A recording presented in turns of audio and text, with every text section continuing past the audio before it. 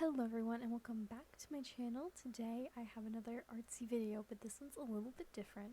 So this one I was painting an old McDonald's toy because it used to be just this plain orange yellow, and I was like, this could be so interesting, and so I actually did it. I've been wanting to do this, I'm pretty sure, for like a year now. But I just really haven't had the time. But with quarantine and stuff like that, especially because my school start date got pushed back and different things like that, I've had time to just do stuff like this that I want to do. Because something like this, you kind of just have to sit down and do it, because the colors that you mix and stuff are gonna dry out, and different things like that. And so I really just wanted to sit down and do it all at once, and I finally got to do that. So the kind of process before I start getting to the talking topic part of the video. So first I kind of had a general idea in my head of what I wanted to do. I knew that I wanted some browny, reddy, orangey palette. I knew that the bottom had to be brick because it had some brick-like things put into the sculpture of it. And so I knew that had to be brick and some different things like that. And so then I did a sketch to kind of get an idea of where I wanted to place the different colors, see how they worked together, see how I wanted to mix them, those kinds of things. And so that's what you're actually seeing here, is me doing my sketches to just kind of see how it worked. And for this I just used acrylic paints. They dry fast, they're pretty okay. I plan on, once I get some matte Mod Podge, covering it with matte Mod Podge so it doesn't get scratched or anything, because hopefully I want to display these because I'm really proud of them and I think it's really pretty. And there's two more that I want to do, so once I get those done as well, then I want to display them all together. I think that'd be really fun and cool. So when I was actually painting it, obviously, well, I mean, you can technically paint onto it directly without doing anything to it, but I know a lot of people who do custom dolls and stuff like that have this issue where they'll do that, but then because the surface is so it doesn't stick, nothing sticks to the surface of it. And so to combat that, you just have to rough up the surface. So you can use sanding paper. If you don't have sandpaper, it's really cheap to buy, but I know with COVID and everything, you don't really want to go to the stores, but also just it's convenient. A lot of girls will have nail files. You can just use a nail file. I use just one of those cheap nail files. You can use a metal nail file if you can get into the crevices and stuff like that, but just you're trying to rough up the surface. And with really hard to get to areas, you can just use something kind of sharp that won't leave too big of indents, but I use the edge of my file to kind of just rough up the edges of stuff so that it would stick properly still, and that worked out for me well as well.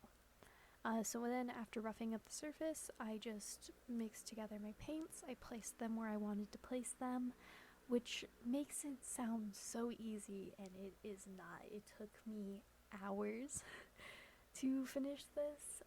It was a lot of remixing colors and trying to get little details, because it is a pretty small piece, as I'm sure you can see, because I'm pretty small, so my hands are small, and it's it fits in my palm. Well, not in my palm, but it fits in my hand pretty easy. It's a pretty small thing, and so getting all the details and stuff was a little bit hard for me to do, but I'm so happy with how it turned out in the end, that I'm happy with it. Also, I forgot to mention this, I did add a white base coat so that everything would go on a little bit more evenly and with less coats, and then I wouldn't have to be painting over certain stuff more than other stuff, because I found in previous painting things I've done of sculptures and stuff like that, it makes it kind of hard when you have such a bright color as what was under this to paint over. And so I did add a white base coat. I forgot to mention that.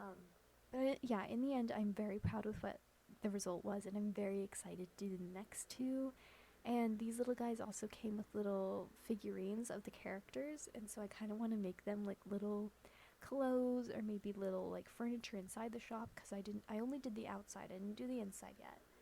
So I want to do the inside. I want to make them little clothes. I really want to complete this and make it feel just quite how I want it to be, and so I'm really excited. I really, this is a fun project, and I can't wait for you guys to show you guys not only this finished product, but also just in general all this cool stuff I'm creating with it. I think it's really cool, and I think in general, like giving new life to these kinds of items. Like, it's a cute item for kid or for you to look at or whatever, because I eat kids meals because it's the perfect size for me.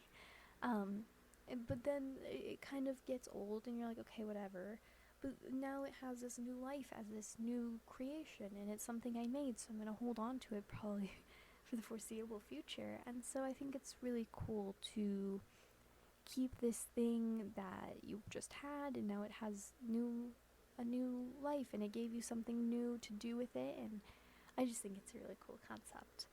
um, but anyway, I just spent so long only talking about the actual thing, and I also had a different topic that this video is also supposed to be about. I've decided that instead I'm actually just gonna keep talking about the art, because otherwise this video got far too long and far too rambly.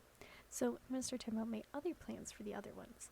So the other ones are a music one and like a little furniture place, and I think it's going to be interesting to try and fit these all together, because they're all very different color schemes on first basis. Like this one, I was very sure was going to be an orangey brown reddy color scheme, like I said before, but the other ones are yellow and purple. The characters are a black cat and a pink bunny, because these are from the Hello Kitty universe, in case you didn't see the title or thumbnail, wherever I put that. And so I'm not entirely sure how they're gonna fit together, because I definitely want them to feel like they're all a part of the same little town area. And I know that they're different stores, so like obviously there's gonna be differences, but I definitely want them to still seem similar enough. And so I think it's gonna be interesting to try and do that. And also, I don't know how entirely what I'm going to do for the next ones. Part of why I did this one first was because I was pretty sure what I wanted to do. I was like, okay, this is the general basis and feel and different things that I want for this one. But the other ones, I have no idea where to even start with them. So I think maybe on those ones, I'll definitely do some more planning to try and figure out what to do. Because for this one, I did one basic plan, and then I did another one that was more concrete. And that's what I did on the final. But I think these ones will definitely need a few more versions of that to see what will be best.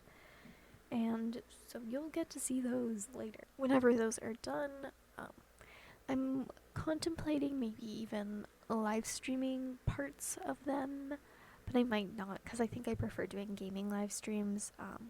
Because just it's easier on a technical perspective. But if you really want me to do art live streams, I'll figure it out.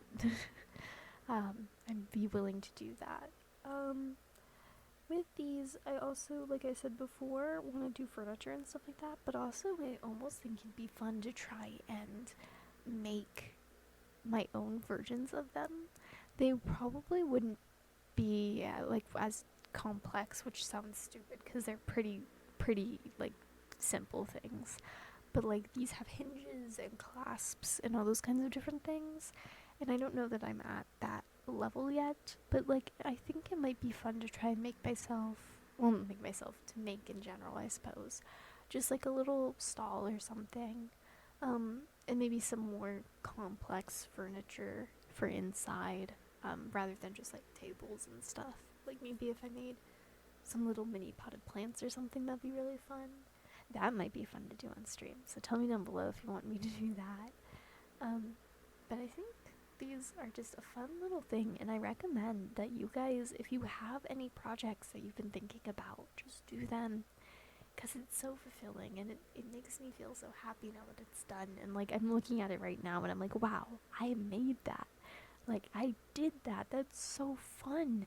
And get to show people and be like, look at this thing that I made. And everyone's like, whoa, that's so cool. And it's fun to see people be excited about things like that. Especially because so often people are like, oh, it's stuff for kids. It's stuff for kids. And it's like, no, it's not. You can take joy in it.